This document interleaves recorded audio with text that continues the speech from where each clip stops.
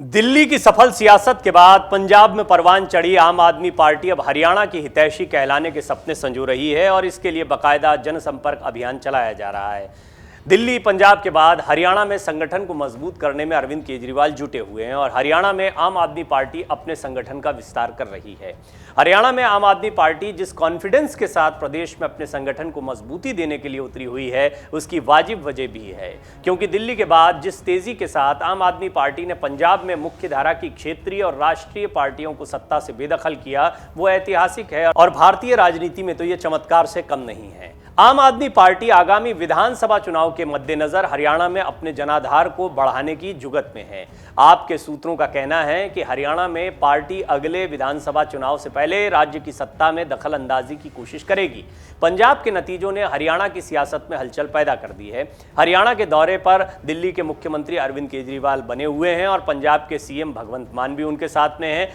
इस दौरे का गुरुवार को दूसरा दिन रहा। केजरीवाल पंजाब चुनाव के बाद दूसरी बार हरियाणा के दौरे पर हैं। इसमें पहले कुरुक्षेत्र में आम आदमी पार्टी ने प्रदेश स्तरीय रैली की थी, इसमें केजरीवाल शामिल हुए थे। आम आदमी पार्टी के अभियान मेक इंडिया नंबर 1 की शुरुआत दोनों नेताओं ने की थी। केजरीवाल ने बुधवार को मेक इंडिया नंबर 1 की शुरुआत करते हुए कहा था कि 75 साल तक सभी दलों ने गंदी राजनीति की है, अगर इनके भरोसे छोड़ दिया तो अगले 75 साल भी भारत पीछे रह जाएगा। उन्होंने कहा था कि अगर 130 करोड़ लोग एकजुट हो जाएं तो भारत को नंबर 1 देश बनने से कोई नहीं रोक सकता है। उनका कहना था कि आप भारत को नंबर 1 देश बनाने में जुटी है। यह भी कहा कि इसके लिए वो देश के कोने कोने में जाएंगे और लोगों को जोड़ने का काम करेंगे। आप ये गौर करिए, ये सारी चीज़ें उस समय पर हो रही हैं जिस समय पर एक पदयात्रा कांग्रेस निकाल रही है। हालांकि वो तो कन्याकुमारी से कश्मीर तक जा रहे हैं, बड़ा भारी कार्यक्रम है, लेकिन इस सब के बीच में आम आदमी पार्टी अपने प्रयास उन जगहों पर फोकस कर रही है जहां पर वो अपनी ताकत को बढ़ा सकती है। पंजाब के बाद हरियाणा नज़दीक ही है, राजनीति भी प्रभावित होती है एक दूसरे राज्यों की। पंजाब में रिस्पांस मिला है तो हरियाणा की जनता के मन में भी आया होगा कि अरविंद केजरीवाल ऐसा क्या काम कर रहे हैं कि पंजाब और दिल्ली की जनता ने उनको इतनी ज़्यादा सीटें दे दी हैं। हरियाणा, हिमाचल प्रदेश, ये वो जगह हैं जहां पर आम आदमी पार्टी की दावेदारी को कमज़ोर नहीं आंका जा सकता है। कमज़ोर तो गुजरात में भी नहीं आंका जा रहा है, हालांकि गुजरात बहुत टेढ़ी खीर है, इतना आसान नहीं होगा, लेकिन हरियाणा या हिमाचल ये छोटे राज्य हैं और यहाँ पर कार्यकर्ताओं के बेस को मजबूत करना या अपने संगठन को मजबूत करना बहुत मुश्किल काम नहीं दिखाई पड़ता अब आम आदमी पार्टी के लिए, तब जबकि दो राज्यों में उनकी सरकार है और उनके सिंपैथाइजर भी बहुत सारे हैं। बहुत सारे ऐसे लोग हैं जो अरविंद केजरीवाल की राजनीति को पसंद कर रहे हैं। तो हरियाणा की राजनीति में किस तरह आम आदमी पार्टी उभर कर सामने आ रही है वो भी समझने जैसा है। माना जा रहा है कि आम आदमी पार्टी ने बहुत सोच समझकर दूरगामी रणनीति के तहत दोनों नेताओं का यह दौरा तय किया है, भगवंत मान और अरविंद केजरीवाल का। कुलदीप बिश्नोई के इस्तीफे से खाली हुई आदमपुर विधानसभा सीट पर उपचुनाव होना है। अभी चुनाव की तारीखों की घोषणा नहीं हुई है, लेकिन राजनीतिक दलों ने अपनी सक्रियता बढ़ा दी है। इसी उपचुनाव के बहाने आम आदमी पार्टी अपनी तैयारियों और राज्य की जनता का मूड समझना चाहती है। पड़ोसी राज्य दिल्ली और पंजाब में चुनावी झंडा गाड़ने के बाद भी आप हरियाणा में कोई कमाल नहीं कर पाई है। वो आदमपुर उपचुनाव के जरिए हरियाणा के मिशन 2024 को साधना चाहती है। पंजाब से लगते जिलों में अपनी पकड़ को मजबूत बनाने के लिए आम आदमी पार्टी ने भगवंत मान को बुलाया है। पंजाब में आपकी जीत का क्या हरियाणा पर कोई असर पड़ेगा, ये भी समझने वाली बात है।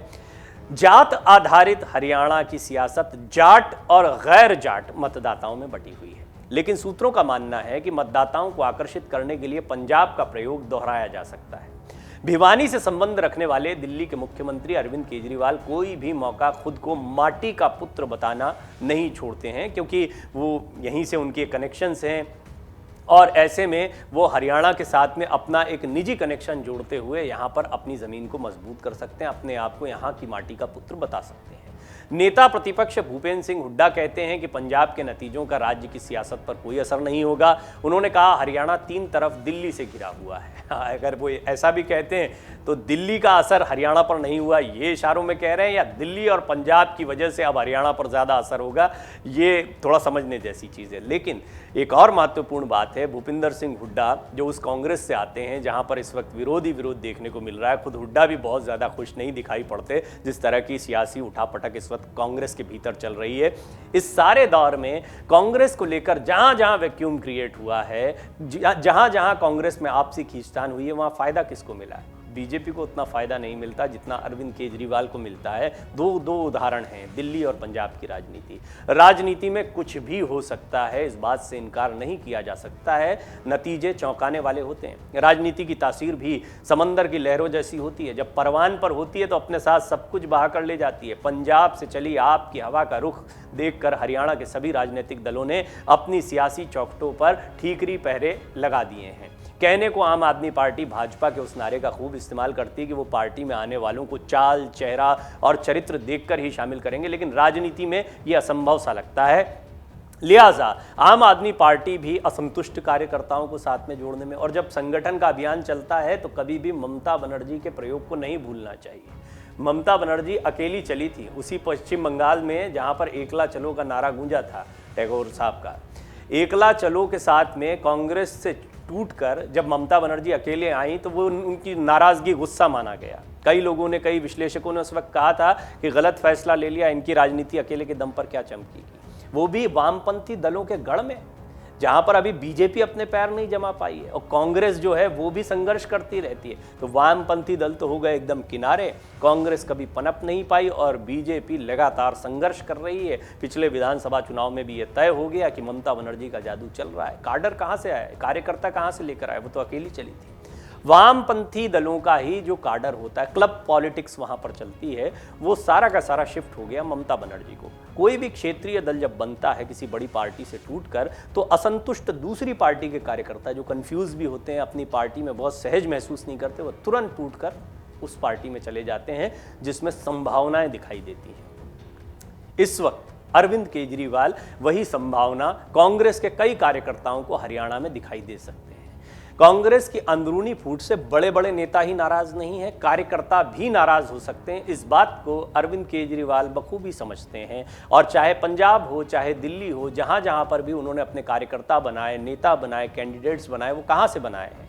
वो किसी बड़ी पार्टी की फूट से या असंतोष जो कार्यकर्ताओं में होता है उसी का फायदा उठाकर बनाए, और हरियाणा में उन्हें ये बड़ा फायदा हाल के राजनीतिक डेवलपमेंट, कांग्रेस की उठापटक के दौरान मिल सकता है। लिहाजा वो खासे एक्टिव हरियाणा में दिखाई दे रहे हैं। इस बात से इनकार नहीं किया जा सकता है कि आगामी चुनाव में दिल्ली, पंजाब के अलावा वो हरियाणा में भी बड़ी ताकत बनकर उभर सकते हैं। डाउनलोड करें अमर उजाला ऐप और पाएं खबरें लगातार। अगर आप ये वीडियो YouTube पर देख रहे हैं तो हमारे चैनल को सब्सक्राइब करें और बेल आइकन को दबाना ना भूलें। अगर आप Facebook पर ये वीडियो देख रहे हैं तो हमारे पेज को लाइक करें।